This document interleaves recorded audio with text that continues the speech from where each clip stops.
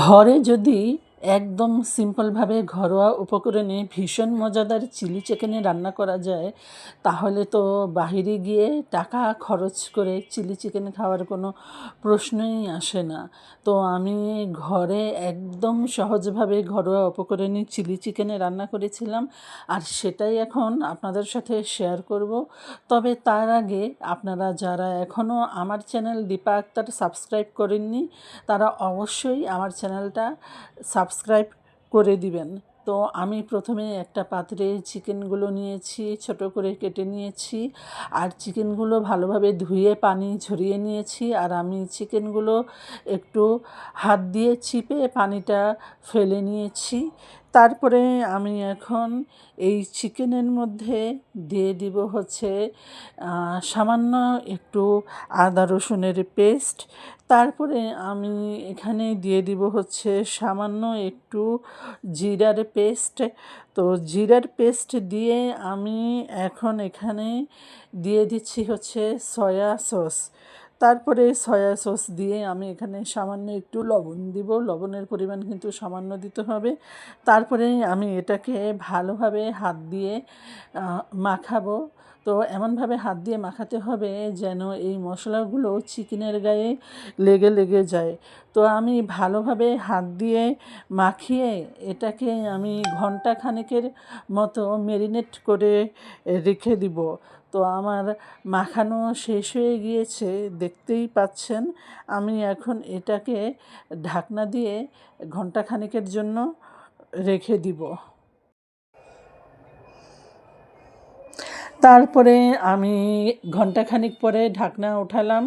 তারপরে আমি সেই চিকেনের এই মিশ্রণটার মধ্যে আমি কর্নফ্লাওয়ার দিয়ে দিলাম।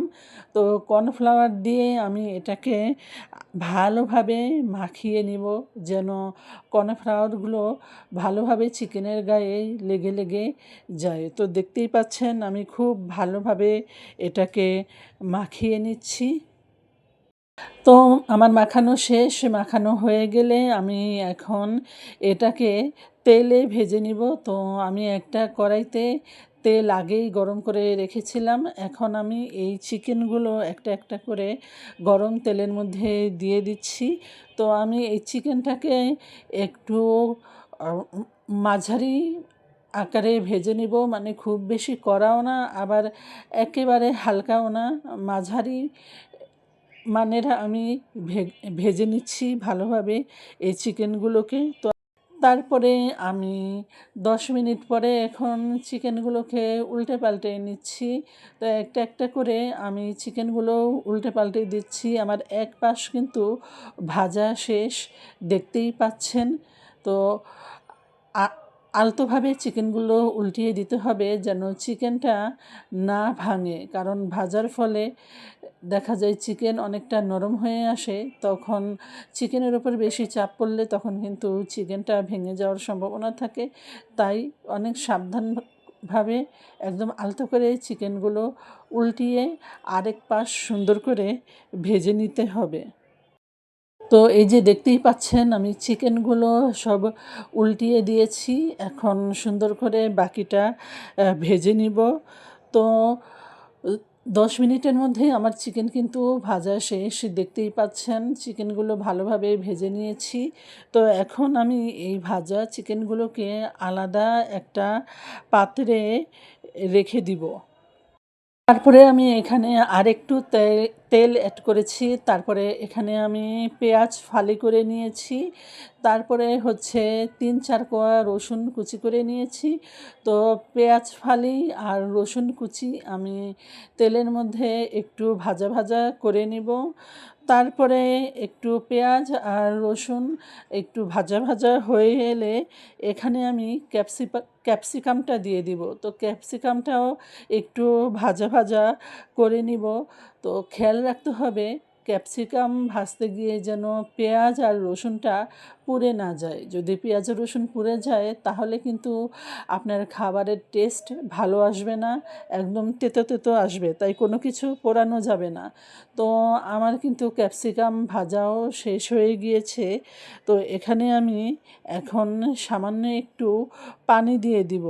তো দিয়ে দিলাম সামান্য একটু পানি। তারপরে আমি এখন এখানে দিয়ে দিচ্ছি হচ্ছে সয়া সস। আমি আমার পরিমাণ মতো সয়া সস দিয়ে দিলাম। সয়া সস দিয়ে ভালোভাবে নাড়াচাড়া করে নিলাম। তারপরে আমি এখন এখানে দিয়ে দিচ্ছি হচ্ছে টমেটো কেচাপ। তো টমেটো কেচাপের পরিমাণ কিন্তু একটু বেশি দিতে হবে। আপনি টমেটো কেচাপের পরিমাণ বেশি দিলে তাহলে আপনার গ্রেভিটা একদম ভারী হবে আর খেতেও কিন্তু অনেক টেস্টি হবে। আমার ঘরে তেমন একটা বেশি টমেটো কেচাপ ছিল না, তাই টমেটো কেচাপের পরিমাণটা একটু কম হয়ে গিয়েছে। তো আপনারা অবশ্যই বেশি করে দিবেন টমেটো কেচাপটা।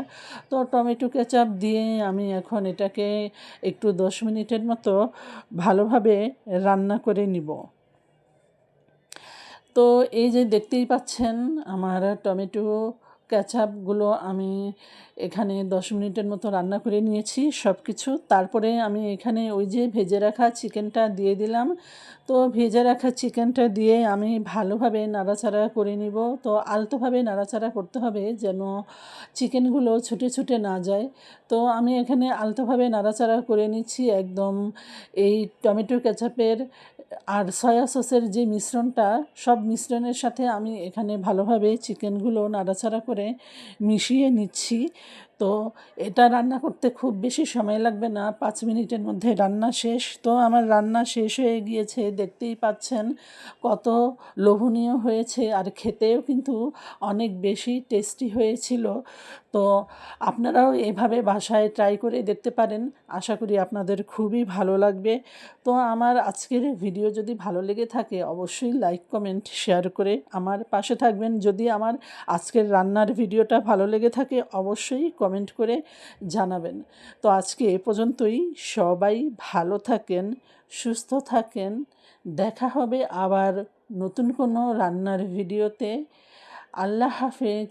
আসসালামু আলাইকুম।